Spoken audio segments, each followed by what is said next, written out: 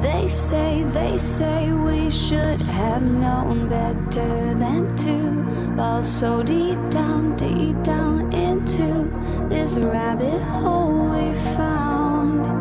And I was thinking, hi, this is Nico. You're listening to my dad Fall, also known as the White Rabbit, and James Jardine on the one and only Down the Security Rabbit Hole podcast. Buckle up and enjoy. deep into this pool of regrettable situations. Pitch black, think back to the last time that we were happy.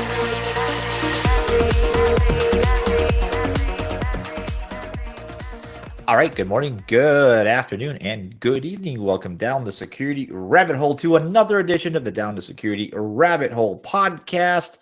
Welcome aboard, everybody. Good to see you. Good to hear from you, and hope you can hear us well. I've got I think we're going to call this Tuesdays with Tuma, except it won't be every Tuesday because I can't afford Shawn's billable rate. But James is back from being here, ironically. I know. Ironically, I was up visiting. I missed the last podcast because I was in Atlanta. Yeah, you were right here. And Mr. Tuma, welcome back, man. Thank you. Howdy from the great state of Texas. Howdy. I see you got your curtains closed. What's the your blinds closed there? What's your weather looking like? Is it dismal like here? Yeah, we're getting some rain and some thunderstorms today. Had some last night. All kind of interesting stuff going on with the weather here. Did you get a chance to get out and see the stare at the solar eclipse? I did. Yeah. I as a kid, I was in my father's shop while he welded, and I learned back then not to look at things like that without a protection over my eyes. So I knew not to stare at it without the glasses. But those $2 glasses are amazing. Better than the stuff you get at the sunglasses store. I thought you were going to say that you pulled out a welder's helmet and looked. That's what I was going to say. You can probably see it through a welder's helmet. Yeah, if I'd have had one here, but I didn't bring that part of my redneck heritage with me to Dallas. That would have been a fantastic photo. I can't believe somebody didn't do that, to get a whole bunch of people with welder's helmets and like the overalls all out there together looking up at this thing. Staring at this. Yeah, like it looked like a bunch of aliens looking at it, waiting for it to happen. Like that would have been a fantastic photo. It would have been great. James, you got a couple more years. 2045 is the next time you're going to be widely across the U.S. So, yeah, you should be able to. I guess start organizing now. Yeah. Start planning. Yeah. Anyway, all right. Well, it is April 9th when we're recording this, so that means you guys are listening to this a week later, or some far into the distant future. If it's like 2075 or 2775, I don't know what to tell you. I don't know how that ended, but I'm sorry. That'd be amazing if somebody was listening to this in 2775. Like maybe. Look, I've seen the movie Time Machine enough times to know that probably at some point something will survive in some archives somewhere. So I figured if we store this podcast in enough formats in enough places, maybe somebody will recover it one day and go, wow, these limited beings could only think three-dimensionally, and they didn't know all the other stuff that they've discovered. That's weird segue. Yeah, we're archive worthy, right? 100. Now that you're on the show, Shawn, 100%. Get it in the National Archives. We're a treasure. Hey, listen, we're 14, coming up on 15 years running. I think that stands for something. That definitely does. I think that gives us something. Anyway, all right. So it's been a minute since you've been on, Shawn. What kinds of fun things have transpired in the legal cyberspace? Oh Lord! So we're still staying busy on incident response. So no kidding. My breach first responder, breach quarterback role, whatever we call it these days, is still the vast majority of my day job. What I do, we're at war, right? Everybody's looking for the cybersecurity fix. Give me the fix. Give me the solution. man, we're at war. There's no solution to war. You got to keep fighting it. It's ongoing. It's a process, Yeah, just ask the Ukrainians. We're seeing still a lot of ransomware. What we're seeing a little different now is it's not so much the encryption type attacks as it is the data theft. So the threat actors are getting in, they're unnoticed, they're stealing data, and then they're out. And maybe when they get out, sometimes they'll give you a little encryption goodbye on their way out the door. But they're getting very impatient on their threats, and they're publishing data very quickly. Sometimes we're seeing it published within 2 or 3 days. And and they know what they're looking for. They're very strategic. They're looking for employee data because they know it'll disrupt your organization. They're looking for insurance, evidence of insurance. They're looking for, profits and loss statements, financials, things like that, because they want to know how much you can pay. And so we're seeing them call employees. We're seeing them call individuals or email them and make direct contact as leverage. So they're really getting a lot more aggressive in that sense. It's interesting, Shawn, you mentioned that about the calling the employees directly. We talked about this, I don't know, a few months ago, Raf. They had that one hospital, it was like a cancer center or something, where the people were then like swatting the patients to try to force that change. And then there was something else, and gosh, I forget what it is now, but there was something close to that where they were doing something I think maybe it was the filing of the SEC reports. Like, where they were not going to file the SEC. We'll file for you. And which shows you the state of where we are on the regulatory standpoint, right? With the victim shaming, attacking the victim now of the crime. And the criminals know they have more leverage sometimes by going to a regulator who's going to come after the company than they do by just going after the company directly. So we talked about that, I think, a little bit too. I think the last time you were on, Shawn, or I don't know, these podcasts all start to blend together because we've been doing so many of them. But there was an episode back where we talked about there's a potential switch coming between just purely holding your data for ransom on your device into a blended hold it for ransom, but also let's move to extortion, to more of an extortion leading the way, threatening to release the information they've stolen from you to your competitors, to the world, to shame you, to cause you regulatory pain, to cause you legal pain. Is that fully in flight now, you think? Yeah. So the trend, in the early years, it was encryption. And then, 2019, 2020, we started seeing a growing trend of data theft, but not predominant.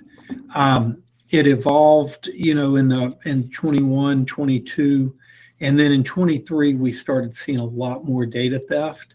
And now we've started seeing a lot more where it's just data theft and not even the encryption, because it's like they don't have to work as hard with data theft. They tell you, pay us and we'll delete the data. Well, we know better than that. But I mean, for many times, not always for sure, but and they're going to use whatever leverage they can. It cuts down on the risk, though, right? I mean, if I stop encrypting, right, I don't have to worry about shutting the hospital down. I don't have to worry about shutting the pipeline down. Like those riskier scenarios where they're sending that stuff out and maybe they didn't target a hospital, but went to a hospital, that it's like, all right, you've crossed the line. We're coming to look for you. That's a good point. Now James. It's just, hey, we're just looking at data. Like, okay, they stole data. We all know how that's going to go. Like tag the company and, everybody moves on with their lives, but you've removed the physical element of a lot of that risk, and you're not going to be seen as quick, right? And, I mean, less likely to be going kinetic. You're not leaving the malware behind that's going to be used to trace, the organization. And, it is interesting when you watch these trends. I mean, you mentioned, the pipeline, Colonial Pipeline, and that fabulous episode we did right after that. You remember that was a great one. But the that set a trend of the supply chain, and the impact of it was like a watershed moment of bringing supply chain risk to the forefront, like we saw with Home Depot and Target, of being a watershed moment for data breach, right? Yeah. Because now you look at Change Healthcare and United in that situation. That's the same attack we saw on Colonial Pipeline that shut down transportation in half the country. This attack on a common point shut down payment processing in virtually all the country, or a vast majority of it. Yeah. And so I think Change is going to be a watershed moment for bringing that to light, at least within healthcare. So I gotta say, because these watershed moments, I want to have like out behind the tool shed moments, right? Like, where do we get to that? When we get to that, because here's the process. Something major happens, and I don't want to debate how they got there. Right? Did they not do the right security measures? Is some executive responsible? Is it some intern that forgot to click a button? Whatever, they got there. Okay, that's the important thing. They're there. Something happens. It goes from bad to really bad to holy hell. They get dragged in front of Congress to testify and explain themselves, and the news outlets get to them, and boy, they're just the worst. And how could they have done this? And then 3 weeks later, they're like, wait, okay, now what? Nothing happens. Nothing freaking happens. And I'm not saying they need to be sent to jail or where accountability is still lacking. Like, I teach my kids, right? If somebody hits you and you hit them back and you get caught, you have to be accountable for that. Like we were just talking, own it. Like, this is the thing that you did. Nobody made you do it, right? So you're a company, you get breached, you have a massive impact on its supply chain, on quality of life, on the ability to sustain a community, whatever. There should be some sort of accountability, and there doesn't seem to be. Well, there will be some, right? There's already a tremendous number of lawsuits that are brought that'll get pursued and ultimately probably settled for substantial amounts of money. There is an investigation by the U.S. Department of Health and Human Services, Office of Civil Rights, which is another watershed moment, in that typically we see them investigating the covered entities, which would be, the healthcare providers themselves. Yeah. Here they're investigating the vendor, if you will. Yeah. But the other struggle I have is, I think we can be more secure and strive to be more secure and mature in our security. But I no longer believe we can be, I don't know that I've ever believed that we can be secure. Right. Agreed. Right. We are seeing cases where clients are getting hit with 0 days on firewalls and things of that nature before they're even being put out by CISA. Okay. They were doing everything they could. Yeah. I mean, they were doing, and I work with companies very similar to United / Change, and I know the effort they put into it. I know they're doing everything we're asking. They're just fall into that, they got to be right 100% of the time. The hacker needs one lucky shot to find a way in. And now it's happening through tools, through the supply chain, through, I mean, look at Move It last year, all the impact that caused, dumpster fire. Shawn, out of all those investigations that you were listening happening, how many of those are actually investigating the people that did the attack? Oh, well, so that's a different arm, right? So we've got regulatory investigations into the victim companies. Then we have the law enforcement investigations into the threat actor groups that are doing this. And, I'm speaking totally just as a random observer of things here, but I have a feeling that our law enforcement has a lot more capabilities than most people think, and that many times they have the ability to know some of this of who's behind what, and it's better to just not burn their relationship or whatnot until it's really worth it. But I mean, remember Colonial Pipeline? Right after that very large ransom was paid, within a matter of like hours, it seemed like the threat group was gone. The FBI got them, or through their partners in other countries. Right. And then you look at the situation with the $20 million payment to United. I mean, it's like as soon as that money went through, the threat actors they're like, oh shit, what did we do? We're out. Bye. And it's like the dog chasing the UPS truck. It bark, bark, bark. And as long as you're hitting small to medium targets and you're not really disrupting too much, it's one thing. But when you hit the right target, man, it's like, uh-oh, what did we just do? And then, they pay a price for it. So I think our law enforcement has a lot more capabilities through a lot of this than we probably understand and know. It's just they're having to be really strategic on when they use it. That causes a lot of the issue, though, right? We can only do so much. We're never going to be 100% secure. I mean, I can put a fence around my pool. Somebody can climb over it. Yeah. And yet still somehow that's my fault. You know what I mean? Like that's how we look at it in the cyber world is you can do all that stuff. You can put your firewalls up. You can do all these things. But if somebody gets in, that's still your fault. Yeah. And, they'll probably never get caught, but we're going to ring you through the ringer on this. Yeah. And I also want to say, thank God if our law enforcement does have those advanced capabilities, because I would much rather them keep those safe and secure for when they need it to protect our infrastructure and our water supply and all that than some, $500,000 payment to the bad guys somewhere. Yeah, but I agree with all that, right? That makes a lot of sense to me.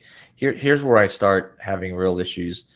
We crippling our healthcare system, for lack of a better term, right? There are places that have legitimately gone out of business. This disproportionately impacted veteran services. I mean, they're still not 100% recovered. It has been a while. What we're exposing is, God, I feel like this is a conversation we have every couple of months, every couple of years. We're exposing the weakness of the interconnectedness of IT, right? All these single points of failure. It's like, when Amazon DNS goes down, suddenly you can't reach Netflix, you can't reach your bank, you can't reach Twitter, you go to complain about it, you can't do something like binge watch something while you're waiting for it to come back. You can't get to your bank. You're like, well, hell, life I guess is just going to stop for a minute. But how could this happen? It's the cloud. It's ultra resilient. Like, well, it's not though. Yeah, it's interesting because, I mean, technology and the internet's the problem, right? That's what makes all this so easy. It's also what makes all this work. Yeah. Last week I was speaking at an oncology conference, and they kept, obviously the Change Healthcare situation was a hot topic, and a common theme I kept hearing and being asked about is this indicative of the problem of vertical integration in these, this industry, in the healthcare industry, and were there antitrust issues or things like that? And of course, I had no idea. I'm not an antitrust lawyer, but we do see that, right? And look, for years, we've been arguing for cloud or managed services because you're getting, at least for small to mid-size. And one thing that's really hit me lately, there is a vast difference between security for small and mid-sized organizations and security for very sophisticated enterprises. Those are two completely different worlds. Yeah. For the small to mid-size, we've been arguing for using expertise in clouds and managed services that have a much higher degree of expertise, because that's better than having your IT guy trying to do it all on your, server in the basement. And so we've pushed for that, but now it's like we're getting what we've asked for, but we've found the threat actors have yet again adapted in their tactics and have realized, oh, if you're all going to go use that, then we're going to hit that, knock that out. Now you're all screwed, right? And so is the reaction going to be we're now going to revert back to more localized, less dependent on these common providers? I don't know that we can go that route. Well, so look, not to take too many tangents, but I'm going to. We're here for. What's that? That's what we're here for. That's right. We're going down the rabbit hole. Aligned, but and tangential. There's a headline recently about it says CISA releases cyber incident reporting rule draft, and both Andrew Storms and Chris Hoff had the same reaction. 447 freaking pages. I had one comment to this. I'll take things nobody will ever read for 1,000, please, Alex. What the crap?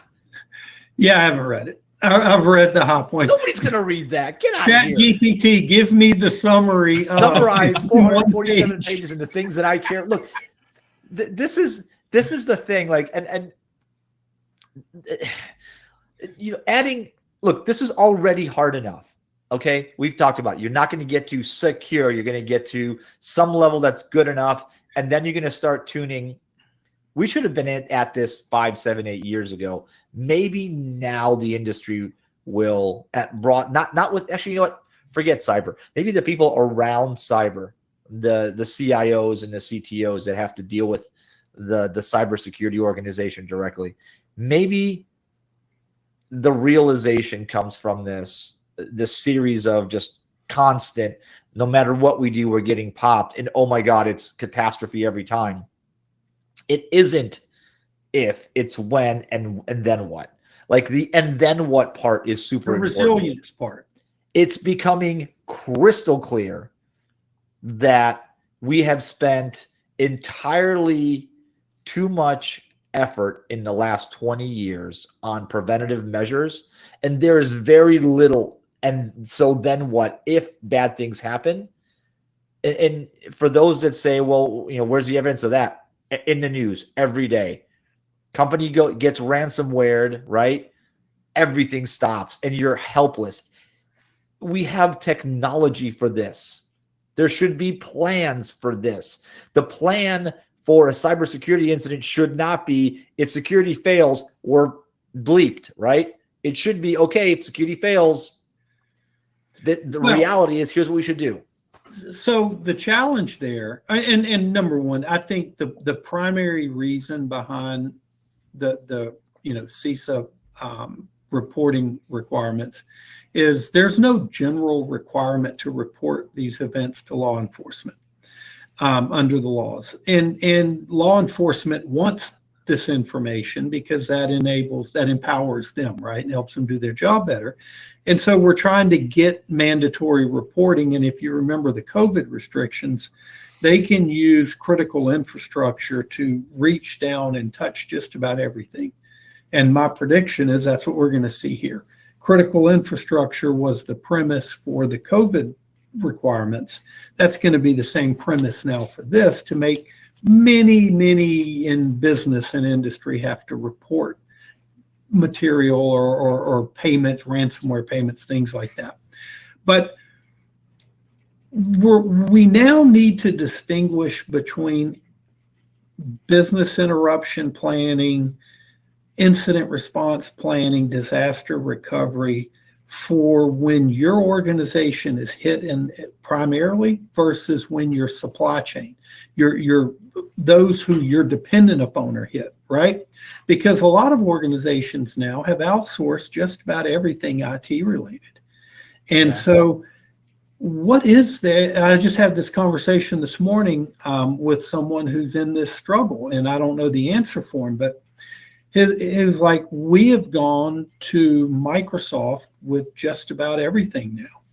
And my disaster recovery plan is if Microsoft goes down, we're hosed because we have nothing else. We're fully embedded.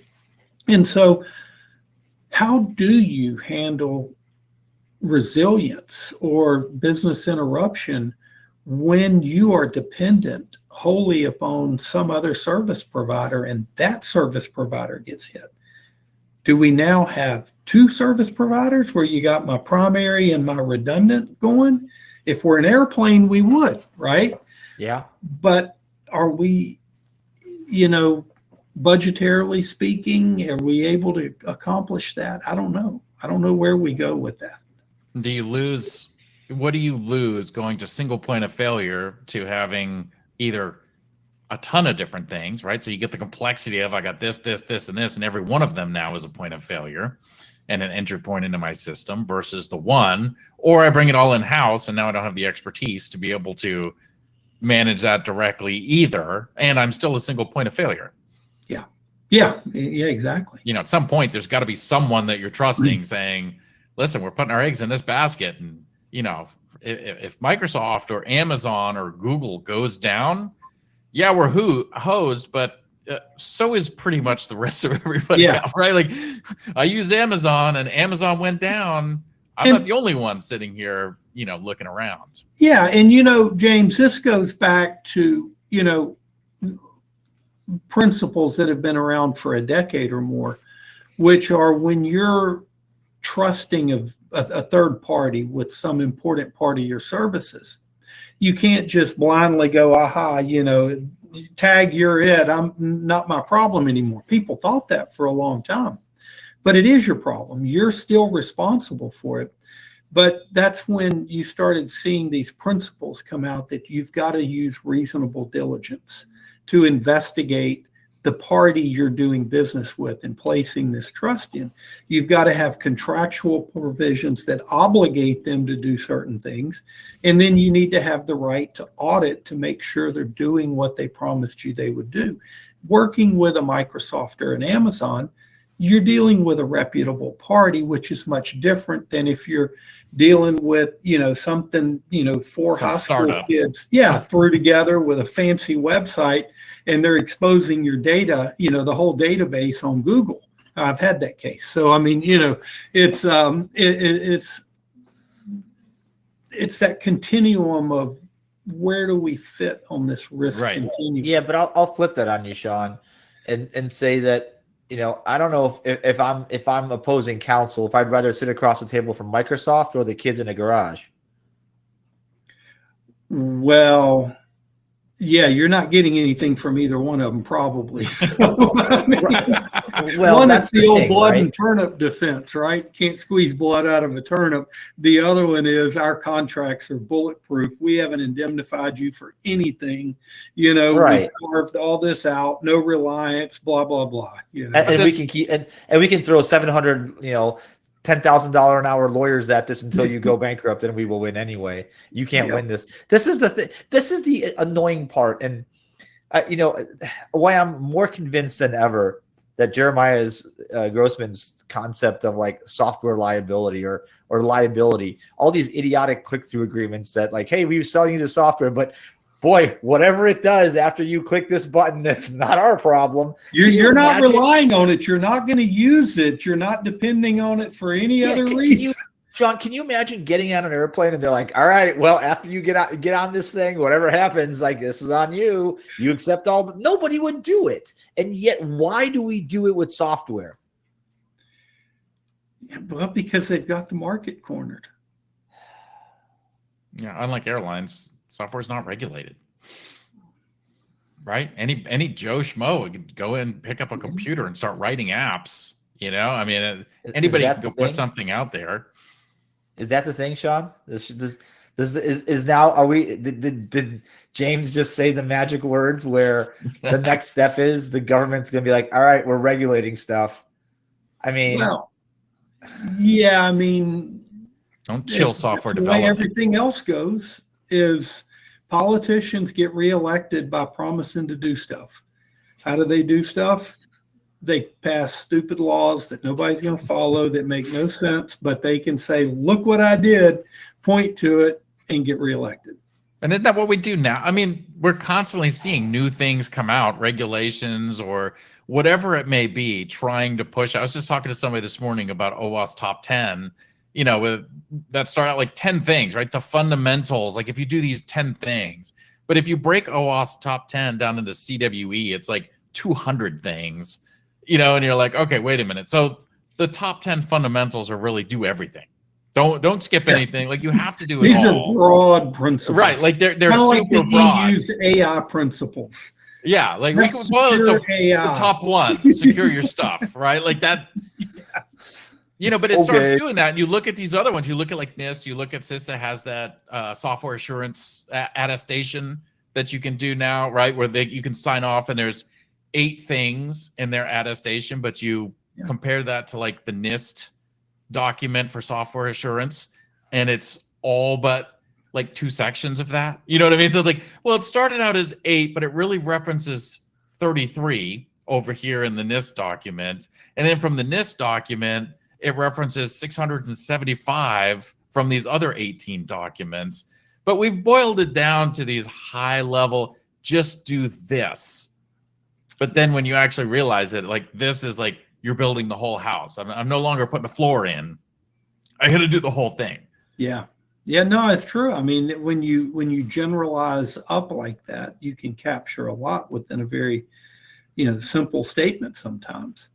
And I mean, it comes back to the fact that, they may have 475 things to do, and they did 474 of them, but that 475th one, somebody found it wasn't done, got in, used it, right. And despite kaboom, best efforts to the contrary. I mean, that's the challenge. I don't envy the role of the CISO these days.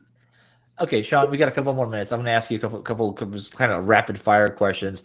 Is the state of preparedness any better this year than it was last year with the people you're talking to and the ones that call you? I think we're improving.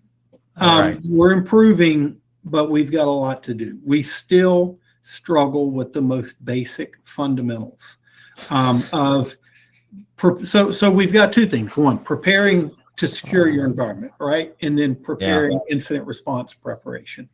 The state of incident response preparation, we're doing a whole lot of stuff, but we're still neglecting to figure out who our team is, to know how to reach them when we need them. And then cyber insurance comes in and says, oh, you have this team over here. Y'all been working together for 3 years. Oh, no, now you're going to use this team today, right? Get started. Because they didn't go through the process of getting their team approved and doing all that. So we're still missing a lot with that, but we are improving. Okay. Question number 2, are the where you see the incidents happen on the ransomware side, is the ransom demands getting higher, lower, or the same? I think it's staying about the same. We're still seeing high 6 figures, low 7 figures as an initial demand in a majority of cases, and those getting negotiated down to mid to low 6 figures. Okay. But there again, it depends on, an encryption event is still more valuable than just a data theft. So if you have encryption plus data theft, we're seeing a much lower appetite for paying a ransom if it's just data theft, because the data's already been breached. Yeah, the data breach occurred the minute they acquired that data and pulled it out of your network, right? Yeah. So you can't cure the data breach by paying a ransom like you can get a decryptor from paying a ransom. So you still have to go through your data breach notification process and all of that. It's going to become public, the whole 9 yards. So what's really the point of paying the ransom now? It's mainly to keep them from harassing and targeting the individuals personally. And how much is that worth? Yikes. Okay, that's not the bright picture I was hoping for. Is the volume of work getting any less? No, no, it's we see still a lot of ransomware, but where we've also really seen a lot over the last couple of years, and it's not backing off, is phishing, basic, simple business email compromise cases. Because one BEC, that's an access to an email account and thereby access to all the data in that account. And if you don't have the right licenses and logging to show exactly what occurred when that threat actor was in that account, you've got to presume they acquired the data that was in it. So now think about most companies' email accounts for any one individual. You've got years worth of data just sitting there in that file. And now you got to go through and figure out who all's data and notify them and all that. So they're bad. And the wire fraud. We are seeing so many of these wire fraud cases where they're playing, man in the middle or monkey in the middle, however you want to look at it, and intercepting wire transfer instructions, and people are falling for it. And another one we've seen several cases of in the last couple of months is where they'll phish someone in like accounting and get a list of AR. Say, send me, this is a CEO, whatever, send me the AR with email addresses and amounts due and all that for everybody over 60 days or 30 days, whatever. And the person in accounting will comply, send them the Excel spreadsheet, and literally within minutes, they're now sending phishing emails to all of those accounts, to all of those companies, and getting payments wired to them. It's like now they have real data. Oh man. Yeah, and it was never even an unauthorized access into the primary company's account. It was they tricked someone into providing them the data. But now this is Are you able to see with those type of situations how much AI is playing a part in being able to take that stuff apart and build up custom emails or anything like that, or is that still really more of a templated manual part?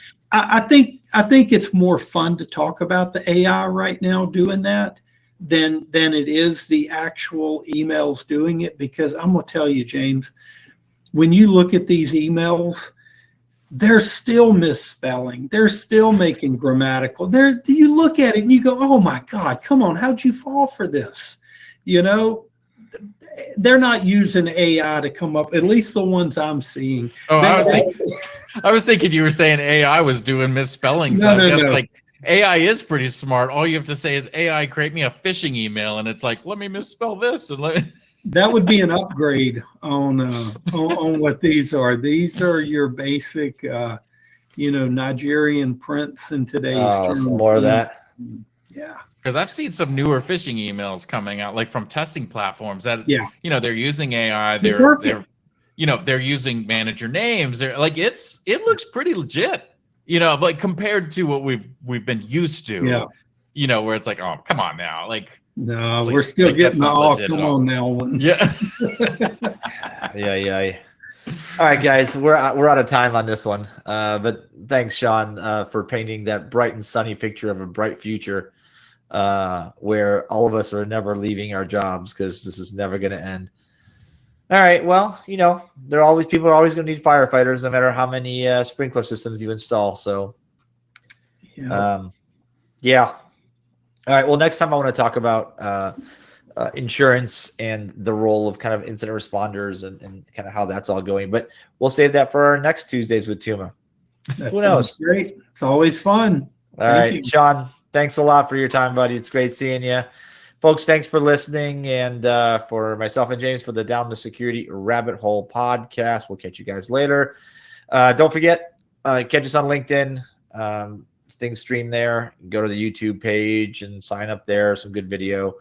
We record our podcasts and stream them there. You can watch the live videos. You can see us all making faces and being just thoroughly happy about some of these topics, as you can tell in my voice. And then the occasional cat that shows up in my office here and that likes to put the tail on camera. So, all right, that's it. It's great seeing you guys all. Thanks for listening. We'll catch you guys another time, another place.